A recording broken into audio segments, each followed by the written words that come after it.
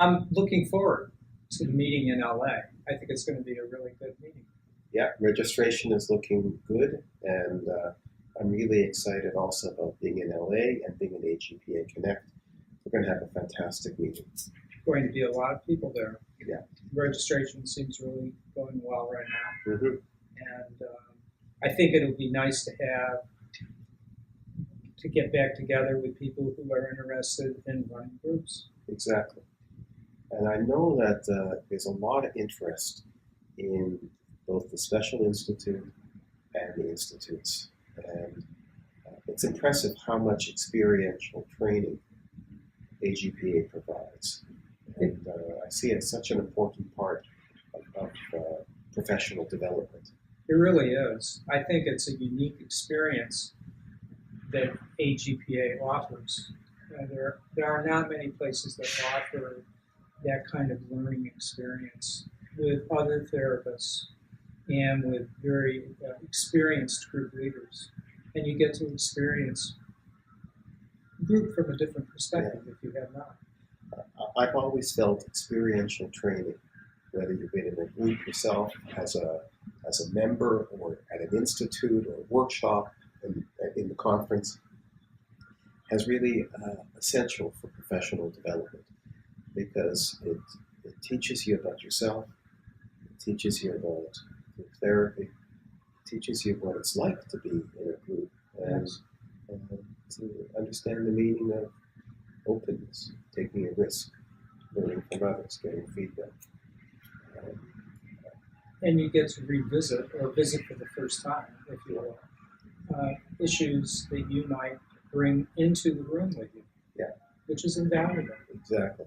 So it's the best way, one of the best ways to learn about the countertransference that we carry with us as a result of who we are and how life has shaped us. Yes. And actually, the institutes aren't the only piece of the week of AGPA Connect where you can participate in that. I mean, many of the workshops have strong experiential components to them. And the large group. That's right. Large group is really a powerful vehicle to understand social and unconscious processes and how they impact us at the more kind of personal level.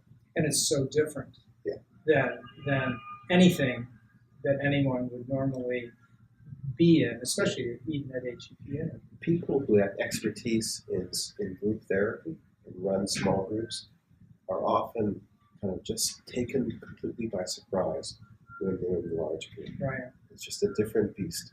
Actually, people who are experienced in large groups are often taken by surprise in large groups. That's true. It's a unique experience. Unique.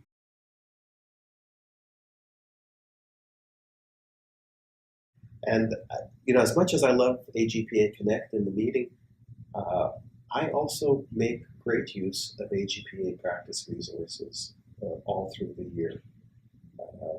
I'm into the journal all the time, but I love that it's online because it makes it so much easier to search and find articles from prior years. Yes. But the best $20 I spend every year is to get the paper copy of the journal delivered to my office. I love it. And so it gives me the best of both worlds. I can do the online search, and I have a hard copy. And it's the only journal that I've kept from the moment I joined AGPA. Is that right? Till 1980. You have the old editions. I have every edition from 1980 to the present.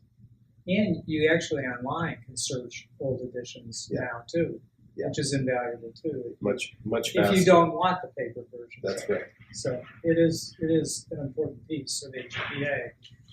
I also make use of the clinical practice guidelines, and I know that there's a lot of interest in that document internationally. Yes. I know it's been translated into some other languages, and that's a terrific resource as well, because it moves you beyond a single person's interpretation of the literature into kind of a panel of experts. It's a compendium of knowledge, really, is what it is, about the group.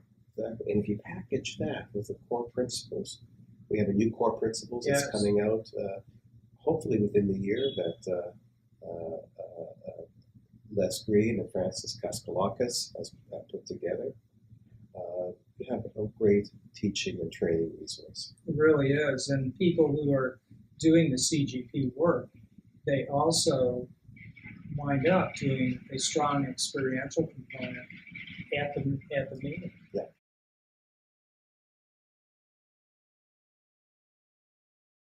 So there are many things that AGPA offers if you're not at the meeting. Yeah. What do you find yourself using? Well, I've been very interested in online use of groups. Huh?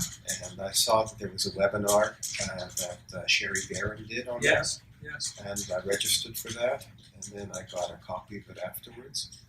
I learned a lot, and it's terrific to be able to access it again. So even if you don't register for the webinar, you can access it later as a recording. And there's almost one a month. Yes, it's invaluable. There are different group leaders who are offering different topics. Mm-hmm. They even have a book club on it. Yeah. It's wonderful. I think one of the things that I think is important for members when they're not at AGPA, along with the e-learning, is also if they're in an area that has an affiliate society. Mm-hmm. The affiliate societies also run workshops and trainings. Yeah. And they offer wonderful experiential offerings that they can, people can use those, and then oftentimes people will go to those and then segue into going to AGPA as well. The regional affiliates Yes. are a tremendous resource for practitioners all across the country. I think there's upwards of 20 regional affiliates. Some are kind of just incredibly robust. Yes. Others are fairly new and developing, but they are local homes for group therapists. Yeah. And then everybody gets to meet at AGPA if they're lucky enough to go. So I think it's a good setup. I think so too. Good. Thanks.